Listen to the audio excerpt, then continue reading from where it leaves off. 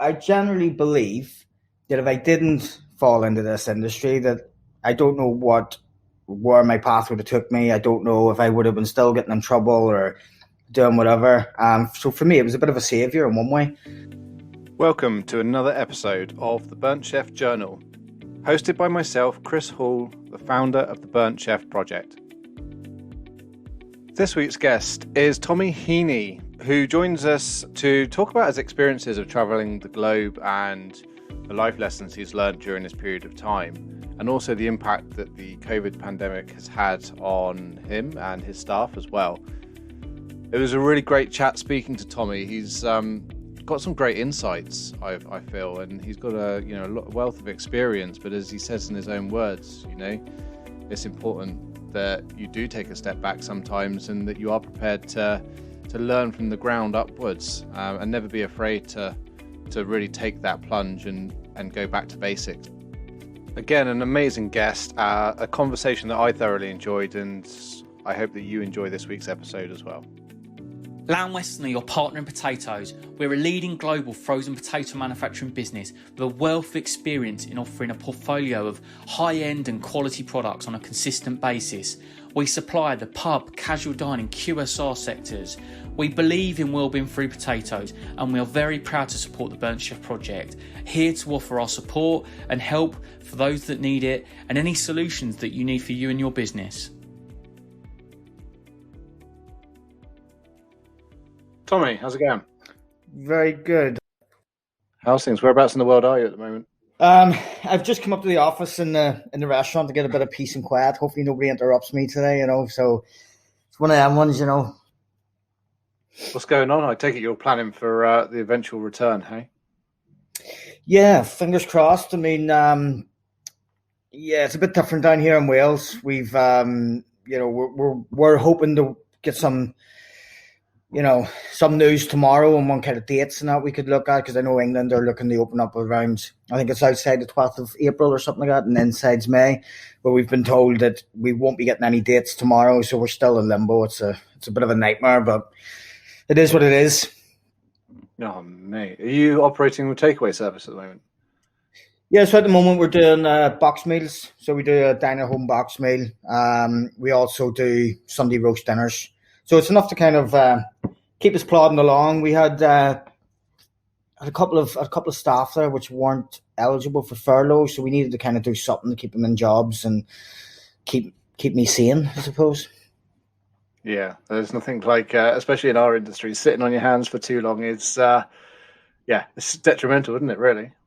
Oh, do you know what? In one way, it's great that we can do something like this, but trying to get motivation to do anything at the moment is just a struggle. But hopefully it won't be too much longer. Yeah, well, as I say, 11th of April, hopefully is our outside seating, which is great for those that have got any outside seating. For those who haven't, we still have to wait for that final little hurdle. But I genuinely think that once we're open, this year's going to be slamming. I reckon we're going to be rammed. Yeah, 100%. I can't wait to get out. I can't wait to go and sit down and have some dinner somewhere. So have a pint. I want to stand at the bar. I don't even want to sit down and have a pint. I want to stand at the bar and lean in the bar and talk shit to whoever's standing behind the bar, Oh, mate. Do you remember those days where you used to be able to have a pint and talk and stand and all those things that we took for granted? I don't think I'll ever look at a pint like again the same way, ever. That's the thing.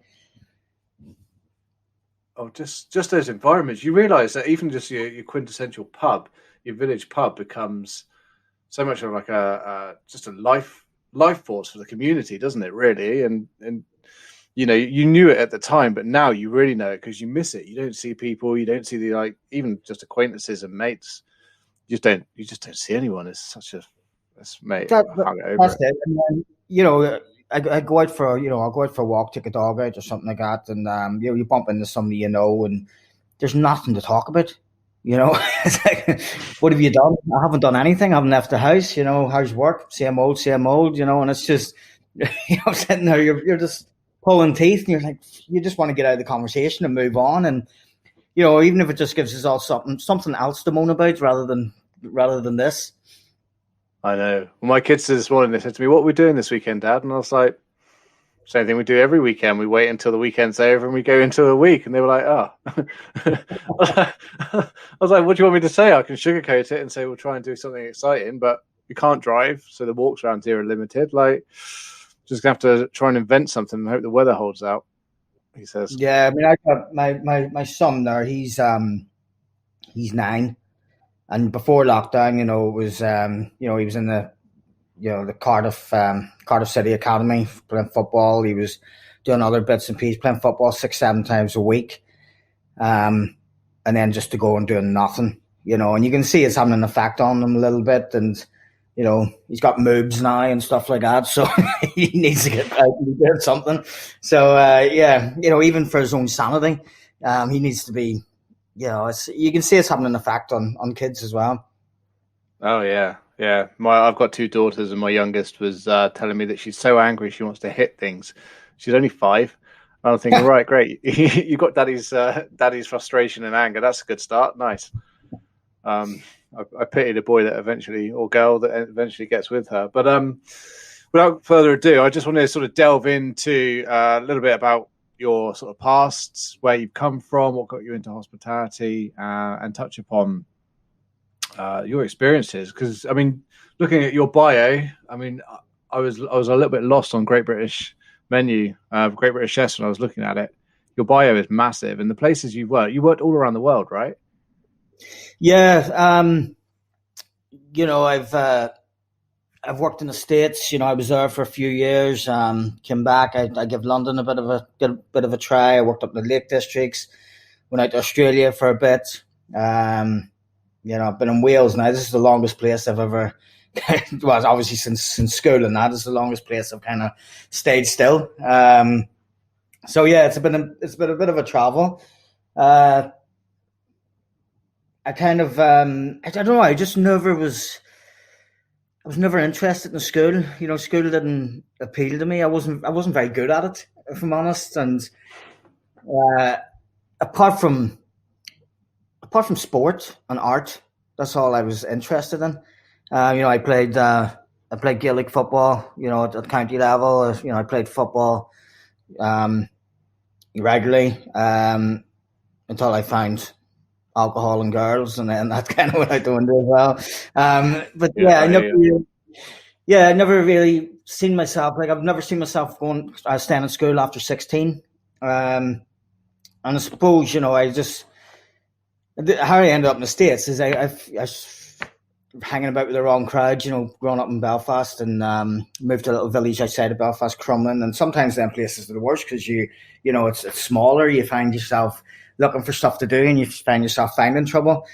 And my mum was a nursery school teacher, so she had her own nursery school, and she was running that. And I was getting in trouble, and she's looking at me saying, I'm telling these parents I'm going to look after their kids, and they're looking at you saying you can't even look after your own. So yeah.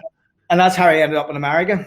13, 14 I was, and my mum just said to me, "Oh, listen, you're going to have to go away for the school summer and get out of my hair," kind of thing. And I was lucky that my uncle had a restaurant in the States, and I had no interest in cooking, no interest in anything. As I say, other than sports and whatever else. My granddad, he was a brickie, so I was doing a bit of labouring for him. My dad was an electrician, so done labouring for him. So that was enough to put me off both them trades. And then I went to the States, and I just started washing dishes and that, and I just kind of, I don't know, I was looking at chefs and thinking, I want to be doing what they're doing. I don't want to be standing here washing dishes, and yeah, that's kind of where the love for cooking came from.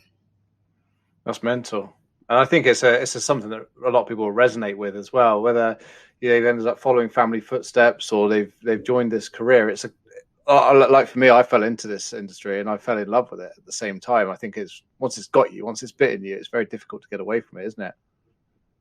Yeah, 100%. And I generally believe that if I didn't fall into this industry, that I don't know where my path would have took me. I don't know if I would have been still getting in trouble or doing whatever. So for me, it was a bit of a savior in one way. I used to have friends that were saying to me, "Oh, Tommy, you're working to 11 o'clock at night. We're all out in the piss from 6 after work on a Friday, and that kind of kept me level headed, I suppose, was the fact that I couldn't go out. I was working.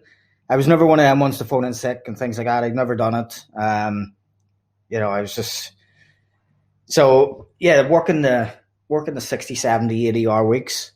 It just kept me busy, kept my focus on that and not thinking about everything else. Yeah, it's a key way of distracting yourself, really, isn't it? Like, but and also great. It's we also often talk about the Escoffier system and how regimented it is, but there's certain individuals I think that flourish within those environments because you know where you are, and there's almost like this. I don't know. For me personally, it's this drive to always be that one step higher, isn't it? You always want to be that, be as refined or as polished as you can be within that role.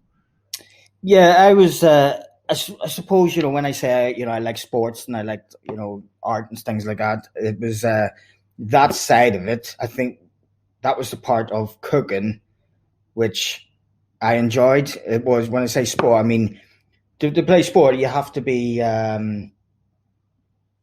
you have to be aiming to kind of be the best. You have to be competitive, and I find hospitality is competitive.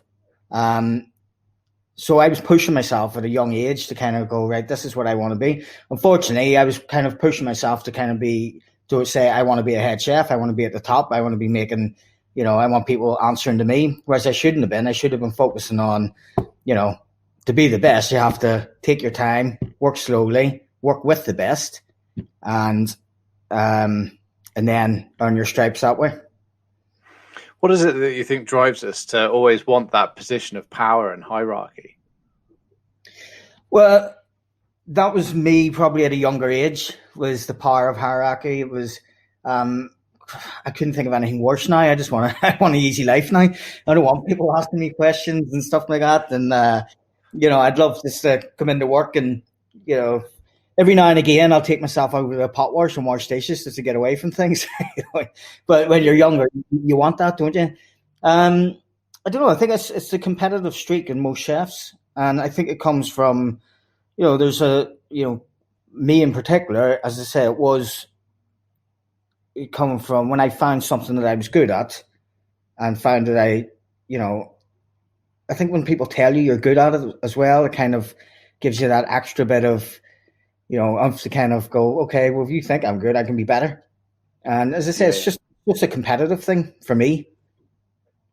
That's amazing. I mean, you've worked with some great people as well over your career. I mean, have you got anyone particularly that stands out, or even with people that you might not have worked with? Have you got any mentors or supporters that have guided you through your career over the last God knows how many years?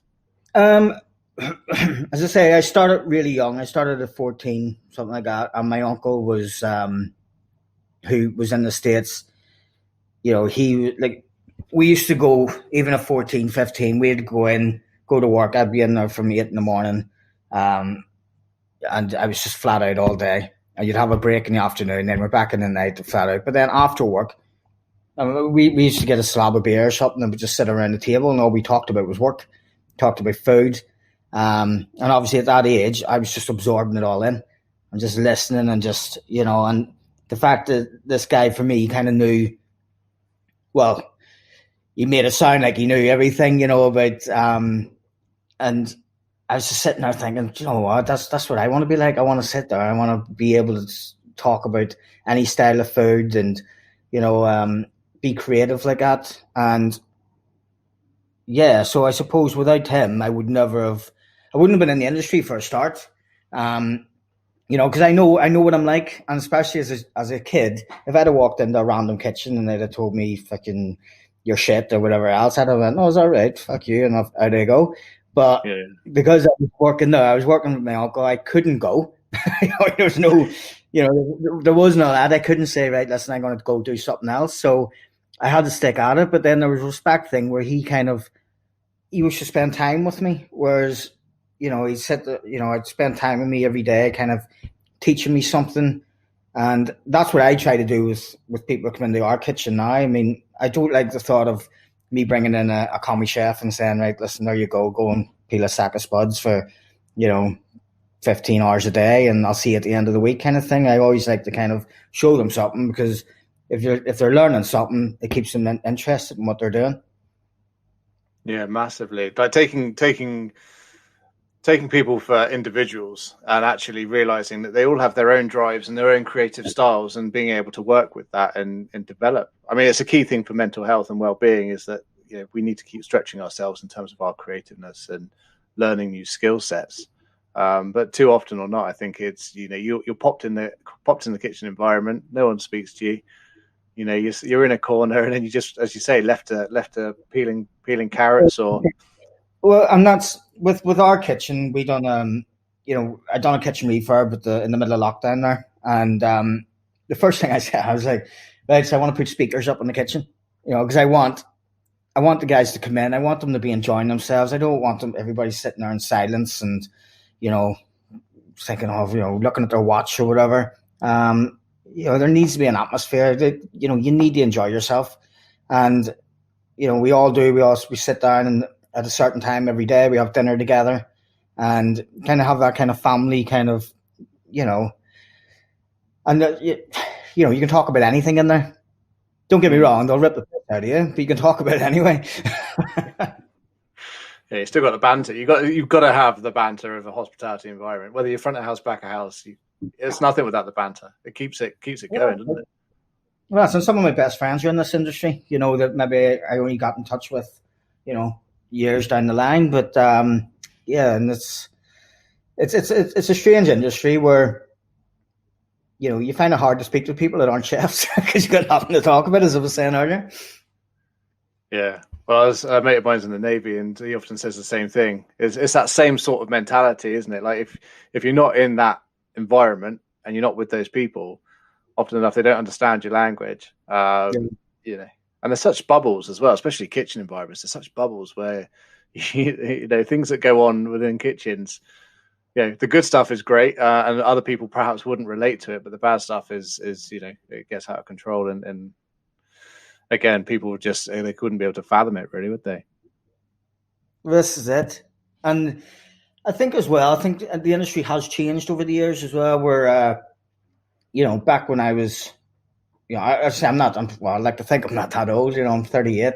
But, when I was mid-20s, early 20s, I mean, it was strange. It was like you didn't speak to the kitchen from the restaurant next door or whatever else, whereas now, you have industry nights where you can go meet from the pub down the street, and you can have banter about how's your week been, and be supportive that way. And whereas before it was saying, "Oh, competitive is a good thing," but it's nice to be able to kind of help other restaurants out now, as opposed to be fighting against them kind of thing. That's the thing with the amount of people we've got in this country, and the amount of restaurants we've got. There's enough to go around, isn't there? Really. I mean, do you think that COVID's helped boost that mentality of helping each other out? Yeah, 100%. One of the things that people may agree with me, people may disagree with me, whatever. It's just my opinion. One of the things that used to frustrate me most about Cardiff, in particular, was there was never that sense of community. I used to go up to Bristol, and you'd look at different restaurants, and they're all supportive of each other. You'd phone a chef and say, "Oh, listen, where do you recommend?" And he'd list you, he'd give you a list of places to go. And I just found in Wales, whenever, new restaurants were opening, it was like they wanted them to feel. Not Wales, sorry, and I don't know if it's, in Cardiff anyway. That, as I say, I'm not saying that's what it was. That's what it felt like. And since COVID, I think it has brought the whole community together. We chose this restaurant because it was in the outskirts of Cardiff. It was it's surrounded by independent restaurants and independent businesses, sorry, not restaurants. And when we first walked around it, you got that sense of the community that it was. Everybody did want to help each other out, and when you go in the city centre, it's not like that. But I do think COVID has brought everybody together. Everybody it's probably helped that everybody's moaning about the same thing, as I say. And Yeah, I do. I definitely 100% think that this helped bring the hospitality industry in this area in particular together. That's good. I mean, it's a shared unity, isn't it, that we wouldn't have had any other way. Looking at the positives of it. But I mean, how have your staff been? How have you been over this particular period? Staff have been good. As I say, I had a couple of them there that weren't eligible for furlough, so we've been doing this to kind of, the boxes and the takeaways, just to kind of keep them in jobs and to kind of keep them with some money coming in, obviously. But it's I try my best to try and stay in contact with a few, like every now and again, somebody that I haven't seen since we closed from December. You have to kind of drop my message just to see how they are. And just because I said this does affect everybody differently. The staff we have here, I think, when they're in here, they're enjoying themselves and they're busting to get into work. They're busting to kind of get in and just do something because there is nothing else to do. And I do think it helps them, their mental health side of it as well. So staff have been great. For me personally, I've just kept busy. I was a bit naive at the start when we first went into the first lockdown. I thought, this will be gone in 2 weeks. You'll be back to normal. But didn't we all? Yeah. And then, I kind of, I suppose it was the summer, wasn't it? So it was easier. The weather was out. It was good. You could have, you could have done something with the family. We couldn't, but but no, it's just, I don't know. It's winter. It's wet. It's miserable, and there's nothing to do. You're trying to get the kids motivated. You're trying to get the staff motivated, and then, I'm an absolute nightmare because I'm sitting down in the restaurant on my own, and I'm looking around and I'm thinking, oh, I could do that. I could do that. Next minute you start pulling things apart and, opening up cans of worms everywhere. So, last week it hit me a bit where I just thought, I've had enough now. I just want to get back to a bit of normality. Just open up a golf course or something, you know what I mean? And, but yeah, so I think it'll be a lot better when we have a date, like, as I say, I know I mentioned it earlier, but, I know England will have something, but it's something to focus towards. You can open up your booking system. You're constantly on pins here thinking, are they going to make an announcement and say we can open next Thursday or something? You're like, well, shit, I'm not ready. And as stupid as that sounds, you're sitting here thinking you should be ready, but there's a lot of work and a lot of planning goes into reopening 2 restaurants. You have to get the staff back. You have to get trained back up again because, they've been off from before Christmas. A lot of things have changed that way. There's a lot of planning needs to go in. Is it going to be, the six people rule? Is it going to be 2 meter social distancing? Is it going to be table service? So, things like that, which all need planning. So yeah, the place needs cleaned, from top to bottom. So there's a lot to go into it. So as I say, but I think if we had a date, it would kind of give us something to look forward to and also something to plan towards. Yeah, definitely. I mean, the date of recording this is the 11th of March because I don't know when this is going to go out. So it might be that, when this actually goes to air, hopefully we'll be back in hospitality again and back in full flow. But I mean, one thing that we're trying to work towards at this moment in time is like a reopening guide for business restaurateurs, team managers, whatever it might be, so that we can sort of educate them on what to look out for in terms of their staff's well-being, in terms of mental health, but also just general stuff. Like, for example, spatial awareness. We've all become quite accustomed to having this distance between individuals. And yet, when you see something on TV that was dated from 2 years ago and they're all having a party and they're cuddling each other and you just get that antsy feeling. And this is all stuff that we're going to have to contend with when people start to come back. But I don't know if, again, that's just additional complications, I guess, for business owners like yourself to have to think about, hey? Well, that's it. And it's also, as you say, the spatial awareness thing is something I am absolutely useless at. I'll walk in the Tesco or something and my missus will, kind of pull my arm or something and say, watch where you're going or whatever. I'm just saying, because and it's something that, as you say, I need to, be aware of it.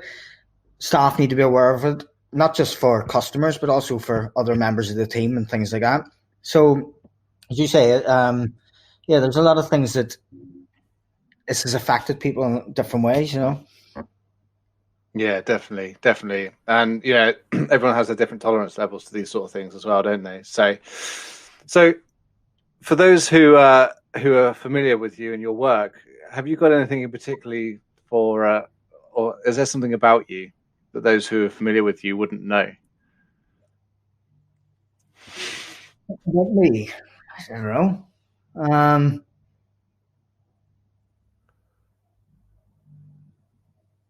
You put me on the spot now. I know. Bit of a curveball. Really? I don't know. Well, as I mentioned earlier, I've just started playing golf recently, which I just can't think. I remember my missus' dad asked me to go out and play golf about 3 years ago, and I thought, that's not for me. Like walking around a golf course, and it's just not. It's not me. But I started playing at the end of the first lockdown, and because I'm one of them people, I always like to be surrounded by people.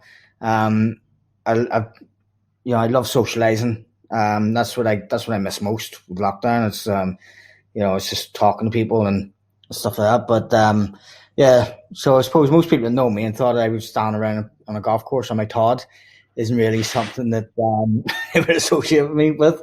Yeah, I'm just trying to think what else really. I mean, nothing I can think of off the top of my head, no.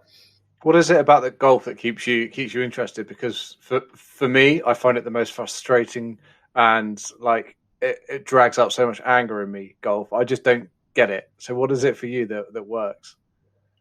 It's that competitive streak again. I played against her dad, and he beat me comfortably, and I thought, the competitive side come out, and I'm like, well, fuck it, I'm just going to keep flipping doing this then until I beat you. That's it. So, I just started playing like a couple of days a week on my own until I built up the kind of confidence to start playing with other people. But also that when you're out and kind of, if you're just going out for a long walk, to say you're thinking of things. People say to me, I'll go for a long walk, it'll clear your head. It doesn't. It gives me time to think about things and give me time to think about what I need to be doing and reflecting on things that you're just thinking work. Whereas I can go for, around a golf course, 18 holes. 18 holes for me is probably about 30 mile, mind, because I'm all over the shop. But, it takes your mind off things because you're thinking about your game rather than thinking about work and stuff like that. So for 3 hours or whatever it is, it just clears my head and then you feel fresh, don't you? You feel better. You've done a bit of exercise. You've walked off 15 cans from the night before. So, yeah. It sounds to me like there's a Burnt Chef branded golf event coming up soon. Can you imagine? I feel the 30 chefs. Today. Oh, there'll be bodies strewn across the golf course everywhere, wouldn't there? Like, there'll be the 19th, 20th, and 21st hole, I think. But that's perhaps we'll plan that for later on when the weather's a bit better. So, can you give us an example of a mistake or failure that you've experienced during your career that you've learned some like key lessons from? The biggest thing for me is people ask me if what advice and things like that would I give to a young chef coming into the trade, and the biggest mistake I made, I touched on it earlier, was trying to get to the top too soon. And as I say, I know I mentioned it, but it's not so much when I say getting to the top. I thought getting to the top was being a head chef, where getting to the top is what is getting to the top? I'm a long way off there still. So never think you're at that height. For me, I would, if I was to change things, I would go back. I would work under the best chefs. I'd work at the bottom for as long as I could, and just take my time at it. Because I was head chef at 21. I'd done that for a few years. Then I went traveling again, came back, took up another head chef's job, and it wasn't until I was probably about 30 that I took a complete step back and thought, what the hell am I doing? And I went and started from the bottom again. And I was phoning chefs up, asking to go for, stages at 30 and having, 21, 22-year-old kids, telling me to do stuff. And that's fine because, nobody in this industry will ever look down at you for doing that. So that was the biggest mistake in my career, was just the wrong career path. But it's never too late to kind of turn it around. No, and it's quite a profound thing. It's something I hear time and time again on this podcast, is that people are saying, like, we are generally, not just in this industry, but I think especially, young men are very keen to move up the chain. I know I was keen to become a manager and look after people and be at the top of the game at a really early age. But one thing that you don't realize then until you're later in life is that you don't really know what you're doing. You're not worldly wise enough to be able to handle people in terms of managing them effectively, giving them confidence, giving them the right skill sets and resilience that they need. It's not until you're later in life that you go, you don't know enough. At 21, you don't know enough to teach them, do you? So no. You think you know it all. You don't. You haven't a clue. I still don't know enough, and I'm one of them people that I'll never be ashamed to pick up the phone and ask somebody for advice, or not even advice. If I want a recipe, and I'll pick up the phone to one of my mates or whatever and say, "Oh, listen," or even if I don't know them, I'll drop them a line and say, "I'm sorry if you think I'm cheeky, but how'd you do that?" And that's what's all about. So when people ask me, people message me, and I'll respond. I pretty much respond to everyone on the private message me or direct message. Sorry, and because you've got to help. You've got to help people from that want to learn. I think it's an important thing, though, isn't it? Like you could potentially change someone's life by providing them, either shutting the door on them and putting them off the career, or actually giving them that encouragement to be able to flourish and make something amazing out of it. Well, that's it. And there's no secrets in this trade, really. I mean, there's nothing that I've done that nobody else probably hasn't done in the past. So, why would I hang on to it? Why would I say, no, this is for me and me only? So if it's taken me, hours and hours to kind of develop something, and I can give it to somebody, and that's going to, help them and not waste their hours that it's taken me to do it, then why not? Yeah. And that's the thing, is that when you're learning on your own, it takes bloody ages. And then hopefully if you can just give someone a little gem or a nugget. I mean, are there anything in particular that you do in terms of your work life, or in terms of your management skills, or your just general skill sets that you could give to someone now that would potentially fast forward them a week, a month, a year? Yeah, I've learned so much with opening the restaurant, and I'd love to sit down with somebody that's opening up a restaurant that thinks they know it all, or maybe not thinks they knows it all, but maybe is afraid to ask, and just say, listen, these are the mistakes I made. Don't do this, don't do that. Ask for help. As I say, I keep saying it, but I honestly believe that most people in this industry are approachable. When we opened up Heaney's, I got to like 3-4 days before we opened, and I thought I'd everything covered. Didn't you have a credit card machine? And things like that. Because as you said, you've got a chef's mentality of the way, you don't think front of house, do you? And you've got to surround yourself with the right people, and that's, I think that's the most important thing in this industry as well. Surround yourself with the right people, and, aces and places. There's people out there that, have done this before. They've opened restaurants left, right, and centre. So just ask them. Yeah, definitely. You can certainly glean a lot of information out of people who are quite willing to help you through their journey. And I guess, sorry, go on. With me, I'd say, I could probably tell you of mostly things not to do rather than things to do, because it's the things I've done and the mistakes I've made. What are your top 3 things not to do? I suppose, what did we do at the start? I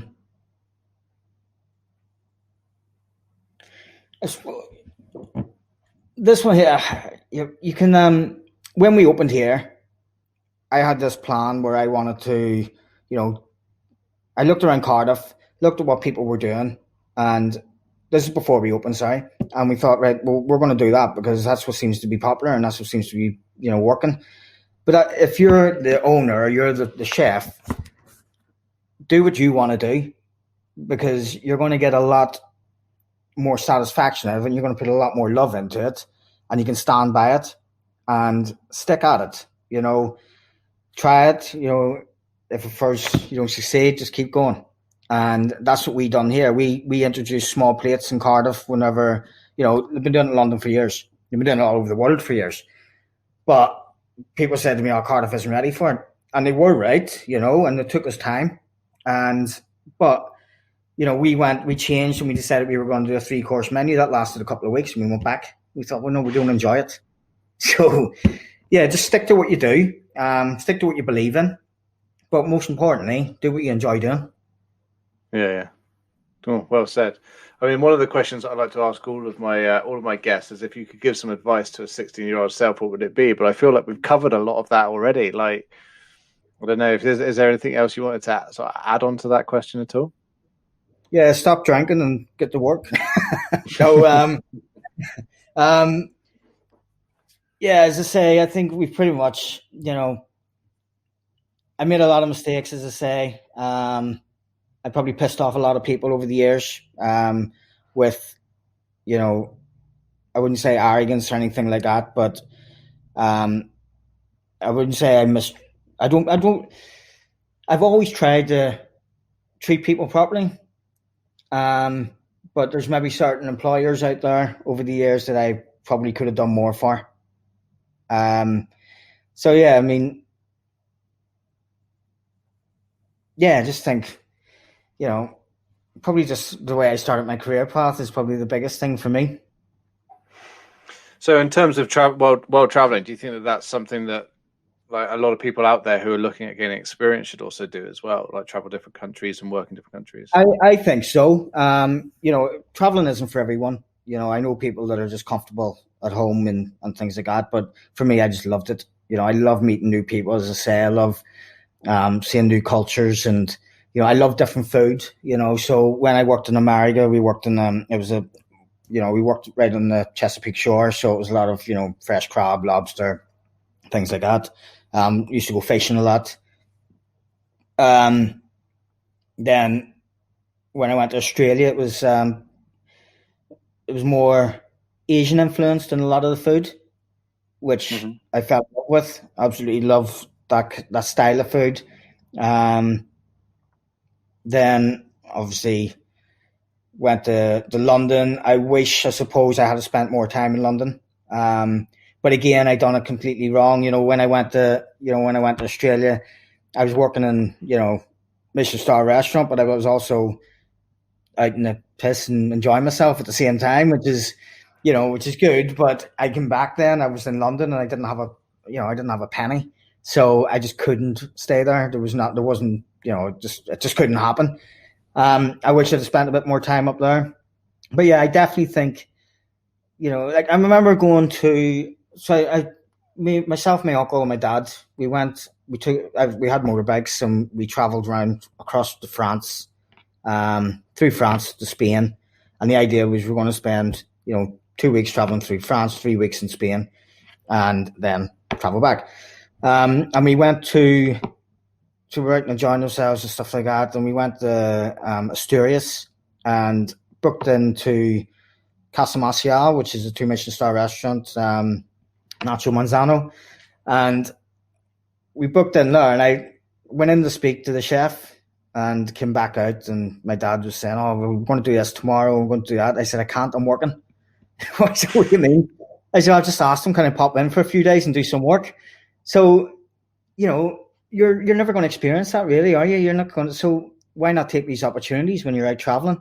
Just I did. I've done it like 3 days, working over there to see what the different culture was like and things like that. So, I just think traveling and seeing different food, it massively helped me, and it just, it gives you ideas, fresh ideas, but it's also really good to see how different culture, how different kitchens work as well. You know, the way that kitchen operated was completely different to any kitchen I've ever worked in. So it was great to see. And that brings me on to quite an interesting question, actually. In terms of cultures, I mean, and you working in different environments around the world. I mean, the kitchen, we like to think of the kitchen environment being the same no matter where you go, but I'm starting to realize that actually different countries have different cultures in terms of work ethics, in terms of, you know, how they perform, how their staff looked after. Is there any particular country that springs to mind that you think actually these guys have got it nailed, or this particular point of it have got it nailed?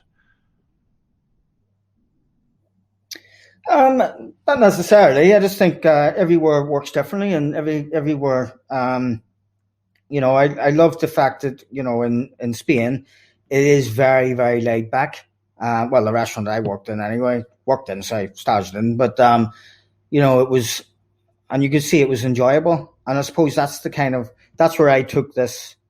I took a lot from just being there for a couple of days to kind of doing what we do here. As I say, the fact that, you know, you sit down, you have dinner together. You know, and it's just, it was almost like, as I say, that family feel when you were there. You could tell that these guys were working with each other for a long time.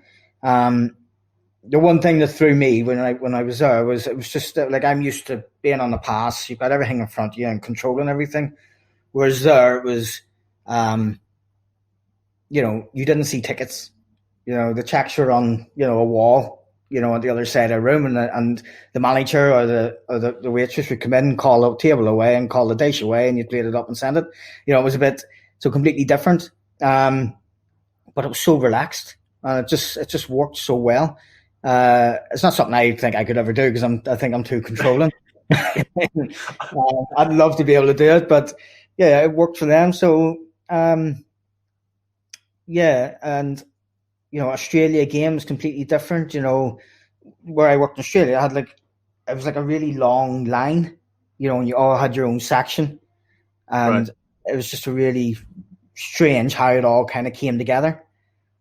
You know, again, it wasn't just under the pass and things like that. So, yeah, I mean, I'm 100%, I'm glad I done it. And that's why I'd recommend anybody to do it, really, and go traveling and just to see the different cultures, as you say. Such an interesting one. The fact that if you take the head chef or whoever's running the pass out of that position, it reduces their stress and potentially reduces the stress of other people, eh? Yeah, and you know, if there's one thing I could change about myself at the moment, which I'm trying to, is to try and take that step back. You know, I want to get to the stage where you can take me out of the kitchen and you wouldn't know. To be honest, you probably wouldn't know anyway. It's just me. It's our egos talking when we say that. Yeah. You know, if I'm not there, I'm thinking, you know, I haven't seen that dish go out. How do I know if it's going to be right? And, you know, if something's not right and you're there, you can go, well, all right, I was there. It was my mistake. And, you know, you can stand by it. If you're not there and somebody makes a mistake, you tend to go, would that have happened if I was there? But you need to get that out of your mind. You need to trust your staff. And I've got an amazing team here.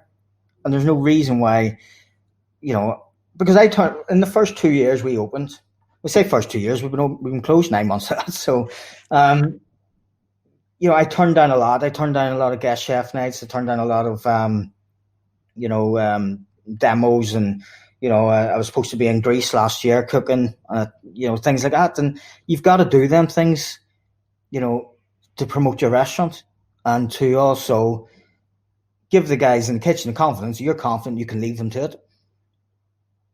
Yeah. It brings me back to something Claire Smith actually said when I was chatting to her. She said that she, similarly to yourself, she doesn't like being the owner or the manager. Sometimes she just wants to be on the line, or she wants to do something. But then by doing that and jumping into those positions, you're taking it away from someone else and not giving them the opportunity to develop. So you sort of almost pigeonholed yourself, don't you, really? Like, you want the sweet days back doing that role again, where there wasn't that responsibility, but also at the same time, I think that's where the competitive nature comes into it now. It's a case of, you know, to be the best leader and to be the best, you know, the best in terms of employing and well-being of your staff. It's about how do you empower them and put your ego to the side so that you can step back and know that it's all right. Yeah. Like, it's going to be okay. Yeah, and it comes even with developing dishes. You've got to go, okay, and take a step back and let somebody develop a dish and bring it to you, and you go, do you know what, that's bang on, rather than go, oh, I'd have done it like this, or I'd have done it like that. And at the end of the day, it's got to represent the restaurant. That's number one, but you've got to credit the people that made it. And that's what we're, as I say, I've got an amazing team here. So that's the thing we're working on now is, we want to be able to do more development work with the chefs rather than, me come up with everything and that's it. Yeah. And is there any particular ingredient or, style that you're looking at for when you reopen that, you're specifically focusing on? Style of service is something I really want to work on. We've always prided ourselves in the fact that we're a relaxed restaurant, but we want to make it even more relaxed, if that makes sense. We want people to come here for an experience. I want people to come in and say, that was an amazing night and the food was good, rather than come around, leave and go, yeah, the food was really good. Yeah. Do you know what I mean? So that's what we want them to come for an experience and just go, oh, we just had a really enjoyable evening, or just, we can't wait to come back. The food should be good no matter what, but we want them to experience the music. We want them to experience the atmosphere. We've just taken the doors off the kitchen just to kind of, so people can hear the hustle bustle from the kitchen as well, rather than, because this restaurant's quite big, as in not a lot of covers, but it's a big restaurant, if that makes sense. So sometimes if there's a couple, you got lunch, there's only a few tables in, people want to poke their head into the kitchen and things like that. So we want to just open it all up. So that's what we're focusing on for when we reopen. That'd be, I think for some businesses that'd be quite a challenge. Going back to what we're saying about kitchen environments being a bubble, all of a sudden everything's on show. It will force you to have to. But you know what? It forces it. It also not forces, but it also keeps the chefs on their toes. They have to be. There's nothing to hide behind them, and it goes back to that. Me thinking I have to be there every day, because I've had this thing that, because your name's above the door, customers come in and expect to see you at the pass. They don't expect to see your food. So they're coming here for the restaurant. They're not coming here for me. So I want every chef in the kitchen to be able to, a customer look in and see them. They created the food. They've created that dish, and they then will feel proud of what they've created. Yeah. I mean, I'm always amazed when I sit down with an open kitchen and I see the fluidity of how teams work together, and that seamless, it's almost like magic when that plate of delicious, passion and creativity arrives there, and you're like, I've got no idea. I've been watching them but I've got no idea how that's come from an empty plate to where it is now. And I think that again, it goes to that experience of dining out, isn't it? If you can get that, and people were always that surprised and amazed by what's being created in such a quiet and calm manner. I think it's it just only adds to the effect of dining out, doesn't it? Really. Well, this is the thing. I mean, when when we opened here for the first 6 months or a year, I opened this restaurant with pretty much nothing. I put everything I had into it. I had no financial backers. And I was just thinking, I need to pay this money back. I've borrowed money from the bank or whatever else. I need to get this money back. I need to make sure this restaurant. So we fucking rammed this place every week. It was, Saturday night we'd have done 120, and it was chaotic. And it got this, when we reopened then after the first lockdown, I was like, no, we're not going to do it. Obviously, we couldn't do it because we had the social distance and things like that. So we lost 30% capacity of the restaurant.